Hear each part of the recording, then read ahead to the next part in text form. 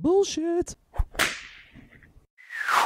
It's the No BS Marketing Show. I'm your host, Dave Mastovich. Our guest today is Chef Bill Fuller. Can't wait to dig into all the stuff about Mad Mex and where he's taken his company and actually the Pittsburgh food marketplace. But first, let's hit the bullseye. If you like beer, you're enjoying what might be described as the golden age of beers. Choices galore, local breweries, all kinds of promotions. A recent Harris poll of people who drink beer at least several times per year provides some compelling segmentation of who drinks what, where, when, and how often. 70% enjoy trying new types of beer. That's a far cry from past generations when loyalty lasted nearly a lifetime, like my dad drank the same beer forever. He switched later in life, but all the time we were kids. 30-somethings appear to be the most inquisitive group. 85% say they enjoy trying new types of beer.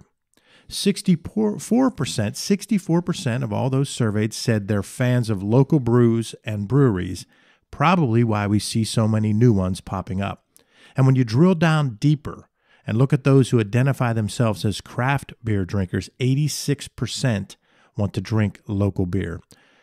Beer drinkers say their tastes change with the seasons, particularly millennials, with 56% saying they're more likely to modify their tastes with the seasons. And something we'll hear more about from Bill, our Chef Bill, our guest, is how important it is to match your beer with what you're eating.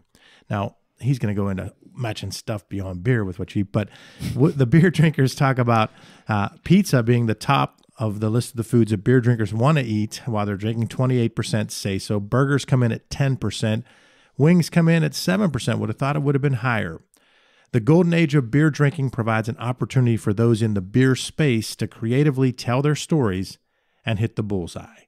The No BS Show is brought to you by Audible.com. Get a free audiobook download and 30-day free trial at audibletrial.com/nobs. Try a book like The Power of Habit, Why We Do What We Do in Life and Business by Charles Duhigg. You can download it for free today. Go to audibletrial.com/nobs. Over 180,000 titles to choose from for your iPhone, Android, Kindle, or MP3 player. Our guest today is one of Pittsburgh's most influential chefs, Chef Bill Fuller of the Big Burrito Group. Pittsburgh Magazine has named him both Chef of the Year and Restaurateur of the Year, and he's a regular on KDKA's Pittsburgh Today Live and WYEP. Many believe that Chef Bill and his crew helped establish the dining scene that's now earning Pittsburgh national accolades. So in addition to his work in the kitchen, Chef Bill has become Pittsburgh's de facto ambassador for fine dining and cooking. In the first episode of the No BS Marketing Show, Chef Bill told us about hitchhiking to Seattle and working at different restaurants along the way, George Mason University, and living in D.C., working at the Occidental, being a chemistry major, and how learning all of the facets of chemistry enabled him to apply solutions and problem solving throughout his life and his business. So it was beneficial for our listeners to know that you don't have to feel that the major that you had in college has to be exactly what you do. Went to Cal Berkeley, came back to Pennsylvania and Pittsburgh, and we were fortunate about that. Told a little bit about the Mad Mex story and Kaya, but we're going to get into that way more now. Chef Bill, welcome to the show. Hey, it's fun to be here. So you heard my little spiel of what you said in the first half. We really didn't get to dig in enough for our listeners to hear about the 20 different restaurants and 14 Mad Mex and 5 or 6 other ones. Talk about the concept. Talk about the evolution. Well, listen, I'm gonna do that. Just give me 1 second. Listening to your lead in, one of the things that is in my mind about about people's education and learning, I think the most important thing is learn to write. You don't have to write a novel, but you should learn to write a sentence and a paragraph and punctuate. Because in our world, it's funny, we live in this digital world, but so much of our interactions with each other is via email. And it's like, it's an introductory letter between you and a job, you and a client, you and a resource. And people who can't write, it just sounds terrible in an email and it makes a really bad first impression. So it is still really important to write. It's also, you write, I write emails, I write memos, I write reports. You write in jobs, and it's still really important just to write. You don't have to be a novelist. You don't have to be a poet, but you have to make a sentence and make a paragraph and make a statement.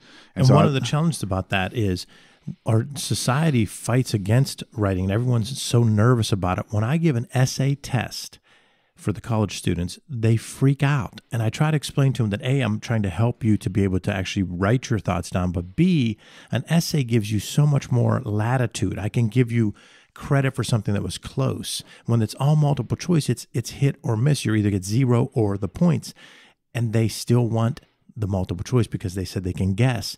But we have people that don't write. Having sons, I constantly say to them, you need to write. You need to write your thoughts down. You need to write a to-do list. You need to write emails. So I'm really excited to hear that because I think it's really neglected. Oh, and it's a person who can write has so much power versus, I mean, you can have the same skill set, the same intelligence, even less of a skill set and less intelligence than the person next to you. But if you can present yourself well in writing and you can report what you can do and you can convince people, you have so much more power than the next person. And that is without a doubt. I mean, unless you're a professional athlete, or, I don't know what else, but, the person who can write is going to win in the long term. And I talk to my kids too, they're both in high school now. And, my daughter is fine with it. My son struggles against it a little bit. And I'm like, this is an important thing, because it's all power. I mean, we communicate by written language. So great advice. Yeah, it's my advice for the day. That's right. We needed to hear it. It's awesome. While you were saying, I was all excited because I mentioned this. I mentioned that quite a bit.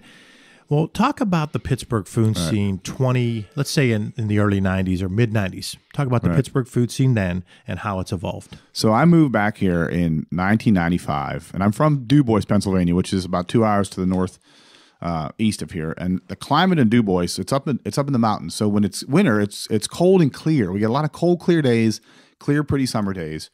And I was moving back here. I never lived in Pittsburgh. I didn't realize that Pittsburgh was soup all winter long. And so I moved here like right before Christmas, and it's gray and wet and miserable. And I just moved back from the California coast where it was beautiful all the time. And there's no sunshine, and there's no wine, and there's no ocean, and there's, it's just gray and drizzly and wet. And everybody who's lived in Pittsburgh knows what it's like in the wintertime.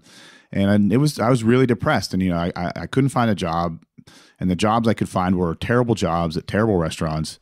And eventually an old buddy of mine that I'd worked with in D.C. was here, and he said, hey, these guys are opening this restaurant. They're kind of doing something nice. Why don't you come aboard? And so I got involved with opening Kaya. And so from December through March, once I got hooked up in I think it was mid to late January through March, we were doing all the pre-opening stuff. But still, it was gray, drizzly Pittsburgh. And I felt like I'd walk down the street and everybody looked poor. Everybody looked sad. Everybody looked gray. I just felt like this gray misery. And then opening week came at Kaya, and Kaya is beautiful. It's a lovely design, well lit, lots of wood and exposed brick and tile, and it's just beautiful. And then we had the opening party, and all these pretty people came in. All these people who looked like people I'd seen in major cities and other places. They nicely dressed, tall, thin, successful looking. These people came out to these opening parties, and I'm like, wait. So Pittsburgh isn't just this gray mess. There is something inside here that's beautiful, And of course, I've been here now for 22 years and I love it. And I know all that is beautiful for Pittsburgh, but I tell that story about the opening of Kaya because I feel like in a way, that's kind of how the next 20 years slowly opened up with the food scene here. I mean, there were some people doing some nice things. There was Cafe Allegro on the south side, which was nice, and Tony Pice at Bon Vivant was making, his Portuguese food, which was tasty. But by and large, there weren't a lot of restaurants here. Pittsburgh in 1995 was 20 some years into losing population, losing wealth, losing businesses, and there wasn't a vibrant restaurant scene. There weren't people out spending money to go to restaurants. There were old school Italian places, but there wasn't any food. And there weren't a lot of gourmet food shops because there just wasn't this there was a wealthy class. There's always been a very wealthy class in Pittsburgh, but there wasn't a lot of that well-heeled middle class spending money in Pittsburgh because it was all gone. It hadn't redeveloped after the loss of the steel mills. But, things were happening in the 90s. Carnegie Mellon University was really working to build their program and their, what would eventually lead into being their software schools and their robotic schools. And UPMC was, really making its push to be was going from a good regional medical center to an international medical center and research institution. And so things in the city were just pushing forward at the time we got here. And so the restaurant scene grew with it.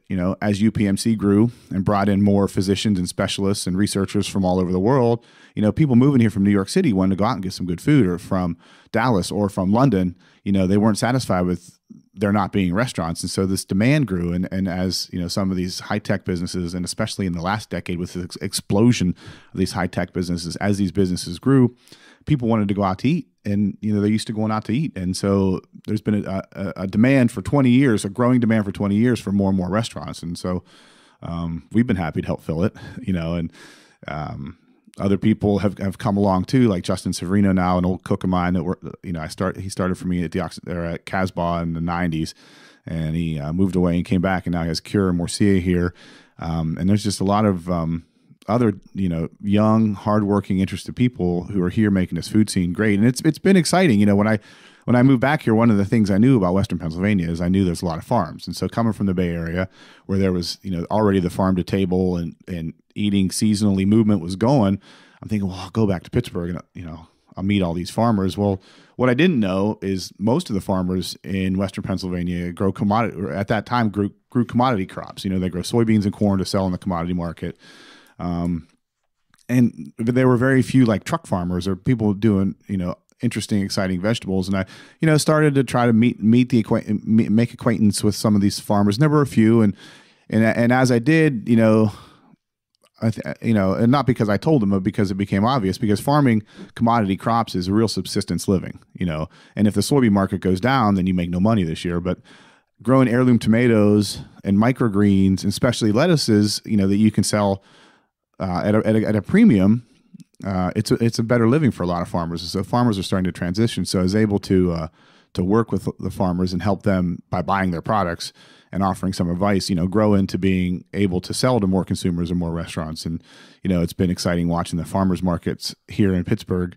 When I first got here, I would go to a farmers market, and it would be mostly dudes that had gone down to the produce terminal in the Strip, bought cases and brought them to farmers market to sell. And now those jobbers aren't allowed in the farmers markets. They've been pushed out by consumers and by the other farmers. And you have these amazing farmers, the Art King and Harvest Valley Farms that probably has 40 or 50 vegetables on his stands. And some of the organic farms like Bluebird Farms, who's the most tastiest little organic garlic, and Who Cooks For You Farm, these crazy hippies that grow beautiful organic lettuce, and One Woman Farm, who I buy a lot from these farms at the restaurants.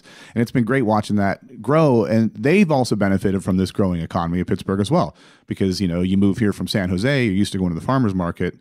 You go to the farmer's market, you're happy to pay $5 for a pound for heirloom tomatoes, whereas some of the old Pittsburghers weren't so comfortable with that. So it's been great to watch the tech sector to grow, the economy grow, the restaurant business grow, and the farms grow with it. It's been really a beautiful thing.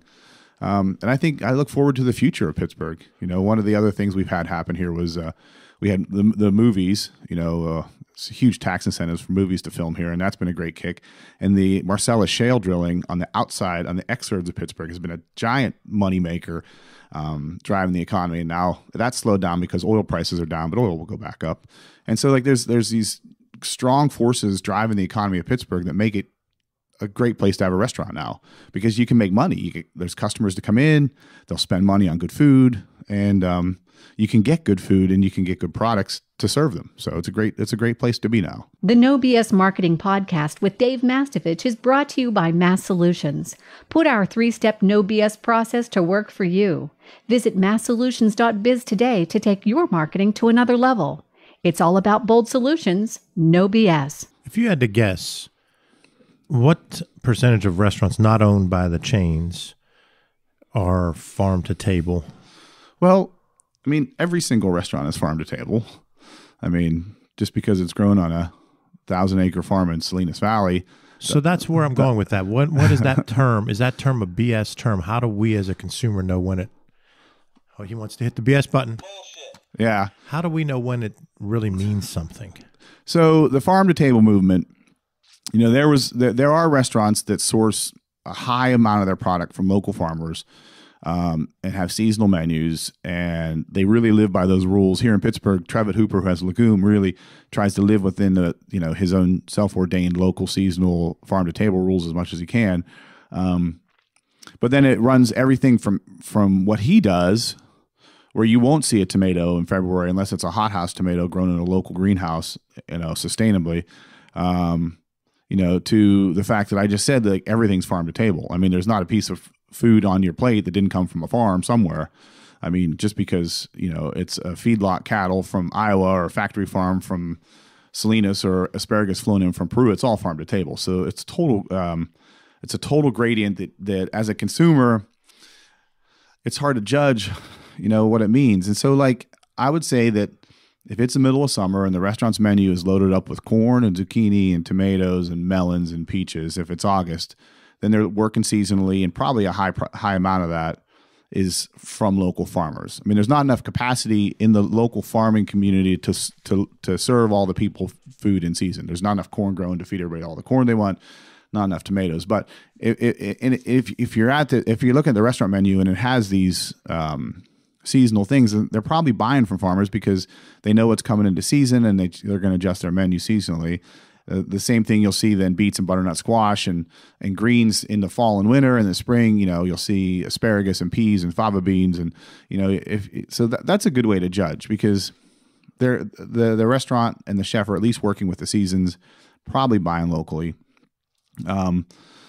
If they're paying enough attention to the menu to adjust seasonally, they're probably paying attention to other things too, the quality of the food, where they're buying the food, the way they prepare the food. Because, if you're just jamming the same menu out all year long, it's a factory. And not that that's anything wrong with that, but if you're looking for farm to table, the seasonality is the greatest indicator.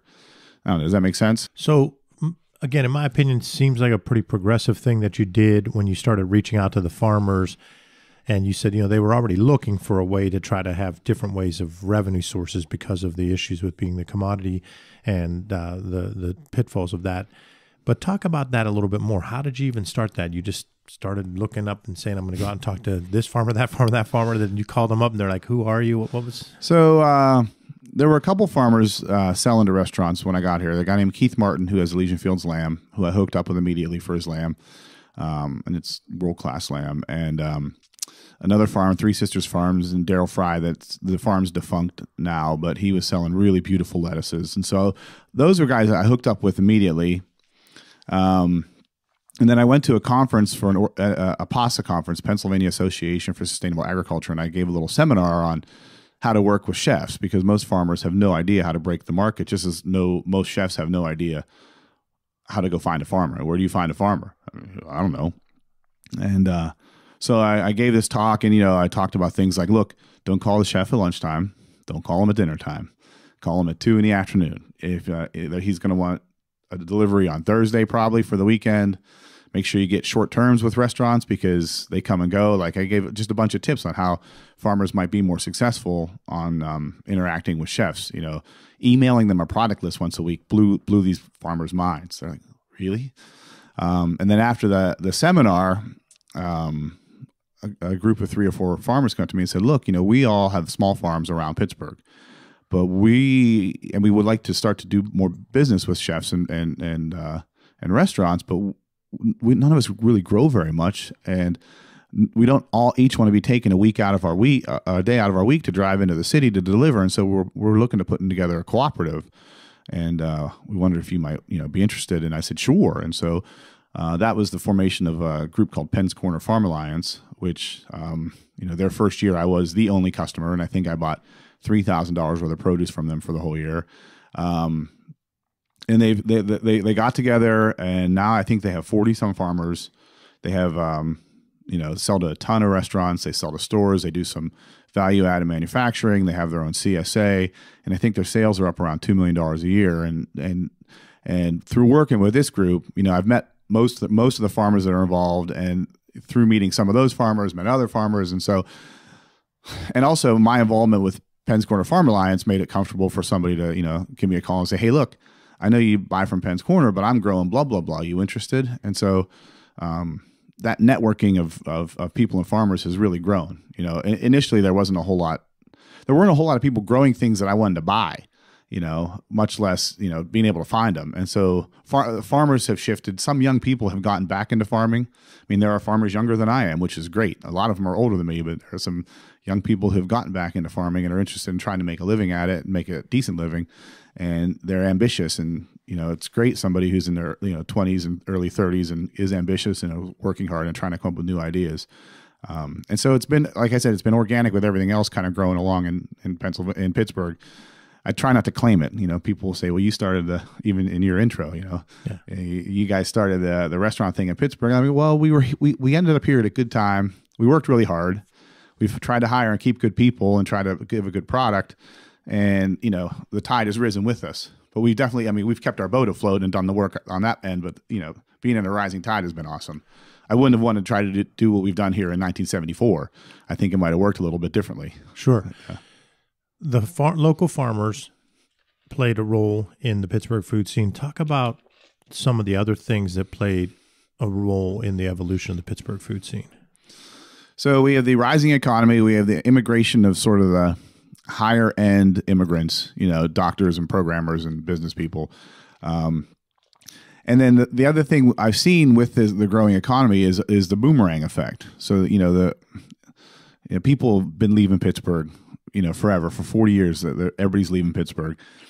But in the 90s, late 90s and in the early aughts, people started to come back, and they would come and they would give me a phone call or an email or stop in one of the restaurants and say, hey, I went away to college in North Carolina, and I've been down there and working in restaurants, and but now I'm gonna have a kid, and Raleigh's pretty expensive, so I was thinking about I'm moving back to Pittsburgh because it's cheap and my family's here. So there's been this boomerang thing of people who are from the region, have lived somewhere else, have seen what the world is like out there, and know that it's not a bad place to be in Pittsburgh. You got low property values. You got, if you're going to have kids, usually grandma, grandpa, aunt, or uncle somewhere to help you raise them. And you get to see the Steelers every Sunday. So, why not move back? But we've seen the boomerang thing. And, we've had these people in their, again, the late 20s, early 30s who want to come back and really, they're at that point in their life where they have a lot of energy, want to start a business, want to work hard, want to, build something. And they've really been adding into the food scene as well. Just, new ideas. People, there's Apteka, which is an Eastern European vegan restaurant. In Garfield, and it's busy. Like, I drove by there Saturday night and it was busy and there was a wait. Again, vegan Eastern European restaurant in Garfield that's busy. Like, there are lots of young people who come back with really cool ideas. Whether Apteka makes it for 20 years, I don't know.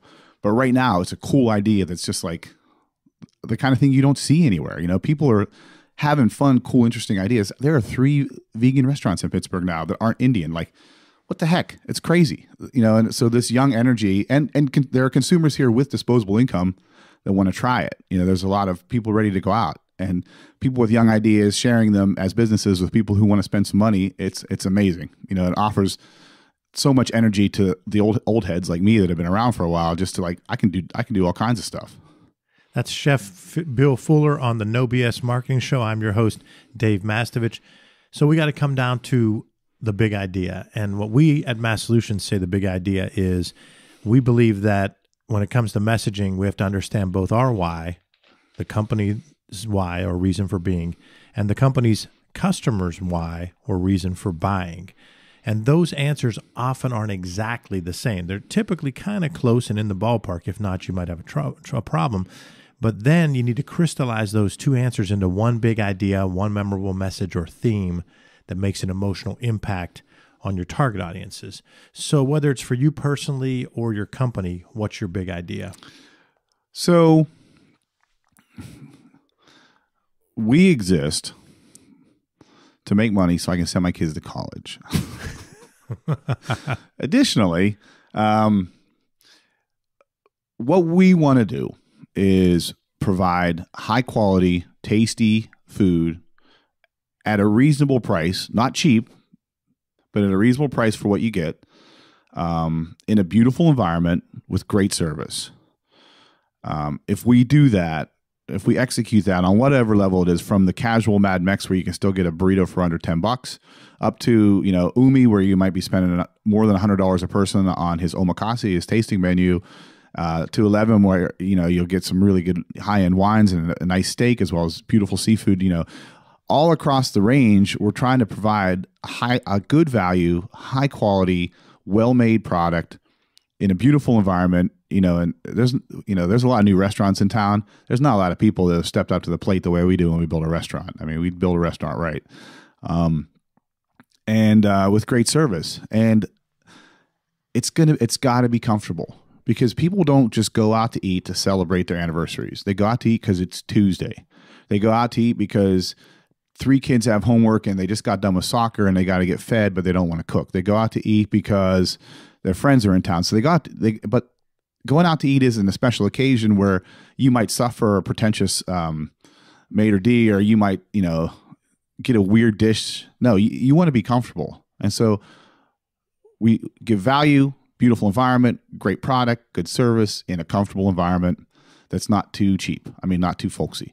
And so that's what we are trying to do on all levels. And people come to us because they're going to get a good product, well made, well priced, in a comfortable environment with good service. That's a nice place to be. And so, I think we mesh it. We get it together. We get it right a lot. And that's why we're around now 23 years into it. Casbah turned 20 last year. Kaya turned 20 last year. Soba turns 20 this year. 11, our newest restaurant, turns 13 this year. So I think we're hitting it. And we don't always hit it. And we have to come back to our principles and say, does this make sense? Is this comfortable? Is this a really good value? Is this, fit with the concept? Is this going to make people want to come back? Like, we're always coming back to that, but that's like, the core idea of hospitality is what we want to do. And I think that's what people want to come to us for. And you're not grabbing the red button. So I feel pretty good about that. I like it. I thought it was great.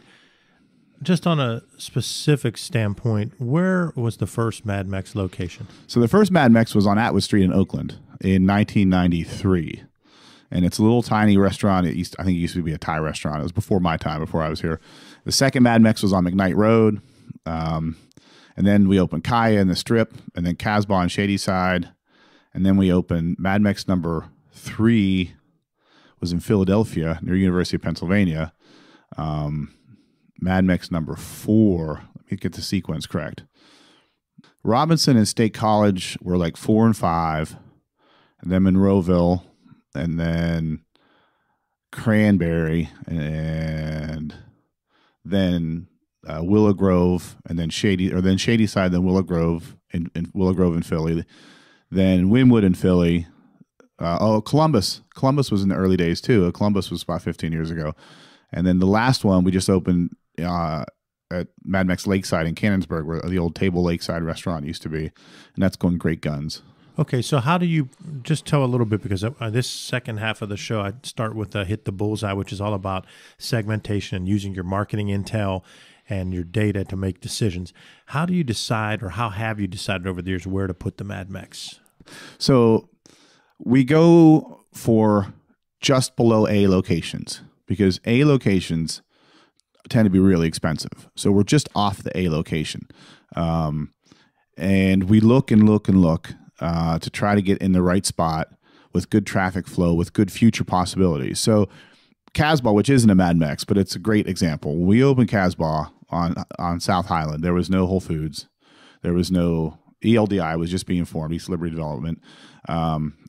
Behind Casbah were crack houses where there were actual police busts on a regular basis. But in the 21 years since Casbah's been there, we've been fortunate that the neighborhood has grown up around us, and we kind of had an inkling it was going to. I mean, we didn't just fall into it.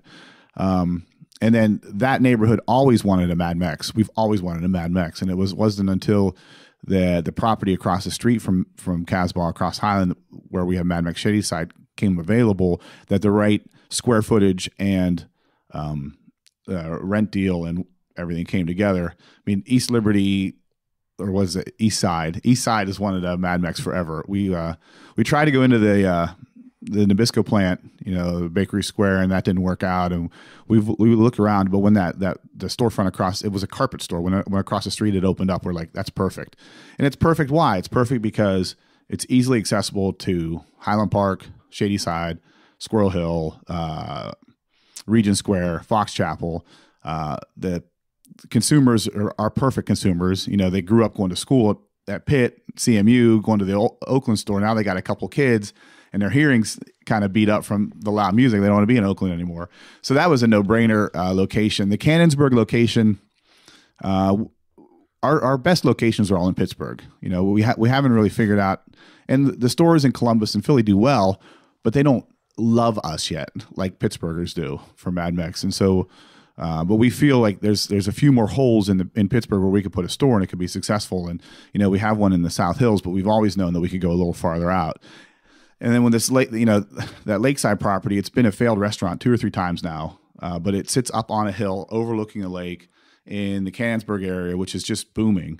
And there's a lot of people down there. And again, Mad Mex is great for everybody. It's good to go for lunch, for a business lunch. It's good to go for happy hour. It's good to go with the kids for an early dinner. It's fine to go out for a date. It's fine to go to the bar with your boys or your girls and have some drinks. Like a lot of groups, Mad Mex appeals to a lot of groups. And in a place like Canonsburg, where you have young families, you have some young professionals that without kids, and you have a lot of people who have good jobs or decent jobs, there's some income. I mean, Mad Mex is perfect for them because they can come in all parts of the day and night. You know, if they want to bring their kids after soccer and then later on go out for a date with their husband, boom, it works. So we knew that in the south, the farther South Hills, we could do something. And when that location came up, it's just beautiful. You know, like right now, it's like, you know, go out on the patio, and we're putting the heaters in this week, and you look at the lake, and the leaves are changing. It's going to be great when it snows and that lake freezes. It's going to be great in the spring when everything comes green. Like, it's just an awesome location. You know, Robinson was a good location, and that's now almost 20 years. It's like 18 years ago, I think. Well, when was that? No, it was when 9/11 happened, so it's 15 years ago. And Robinson then was growing, but hadn't really hit the turbo blast like it did over the last 10 years. But we knew it was going to grow out there. And again, we were looking for a place. We wanted to do a bigger Mad Mex, and that's a pretty big footprint for us. We were looking for a place, again, that was affordable, accessible. We like parking. Like, you know, parking's important as much as even in the city, as much as you don't want to, you know, you want to be in the city when I think people are going to walk. No, people are going to drive. You know, and so, I mean, like, it's a combination of things. And again, Robinson is good for us too, because, you know, it's a growing area. There's a lot of families out there. There's still a lot of young professionals that don't have families yet. There are a lot of, you know, working incomes, but, you know, people aren't going out for steak dinner, but people got to have dinner. And we think for the most part, people appreciate what we do at Mad Mex because it's fresh. It's real. I mean, we grill chicken breast meat fresh and cut it up all day long. You know, it's not braised chicken. It's not chicken thigh meat. It's fresh, lean, delicious breast meat. We grill fresh flank steak all day long. It's choice flank steak. It's lean. It's delicious. It's tender. Like, we really think that people appreciate that we do it the right way. And so a lot of people want to be healthier, and Mad Mex is kind of healthy. I mean, we do give big portions. So if you look at our calorie counts, they're big, but it's all made from scratch. It's all fresh. It comes in the back as raw meat, raw chicken, fresh vegetables. It comes out the front as finished plates. And we think people really appreciate that. Chef Bill Fuller, pick a tool that'll help our audience tell their story, craft their message, or communicate to internal and external audiences. Anything you think might help them. Could be your favorite book, blog, productivity resource. Wow. So we put comment cards in every check presenter in every restaurant. They go to every guest, and people fill them out. They turn them in, they hand them in, we collect them.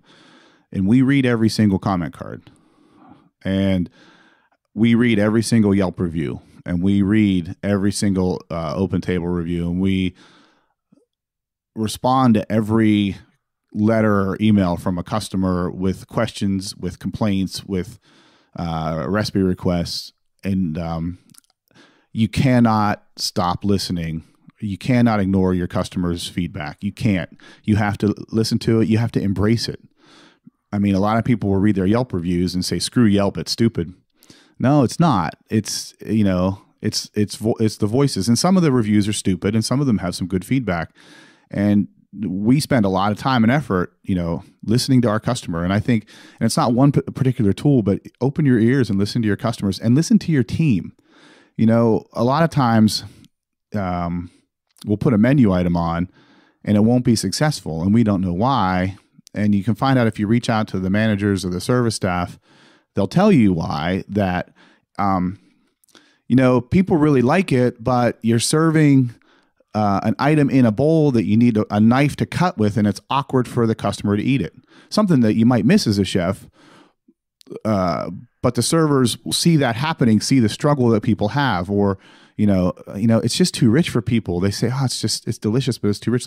So your customers will tell you what you're doing right and wrong. Your team will tell you what you're doing right and wrong, and it's important to listen. And it's really hard. It's your dish, it's your business, it's your concept.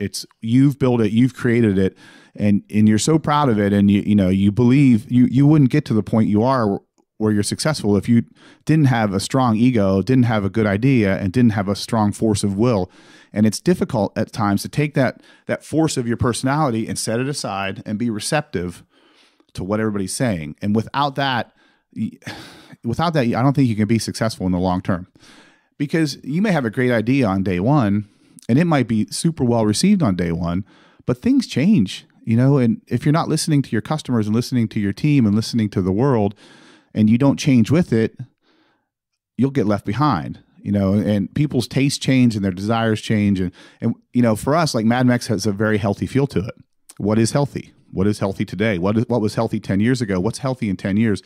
From now, those are going to be different. And so we have to listen to what people want so we know how to respond with our next menu change or our ingredients or how we cook things. If we don't respond, people are going to go somewhere where they do listen. So I would say the biggest tool is, set your ego aside, set your force of personality aside, which is hard, and listen to the feedback. It's great advice for any entrepreneur, any business leader, anyone in a management position. Awesome stuff. Bill, thanks for joining us. Was there anything you thought I'd ask that I didn't? I do wear size 12 shoes. Okay. No. This was a good interview. I was interested to see how that was going to go, and I think I'll walk away from here thinking about some things too. Good. And to our listeners, thanks for joining us for the No BS Marketing Show. Visit masssolutions.biz/bold solutions for show notes and some of the specifics that Chef Bill and I talked about. Are you signed up for light reading? You'll receive valuable strategies every other week to improve your marketing and transform your message. It really is light, intended to be read in 2 minutes or less. And it just might trigger bright ideas for you. To sign up, visit masssolutions.biz/subscribe. Remember, ask yourself, what's the big idea? And build your story around the answer. It's all about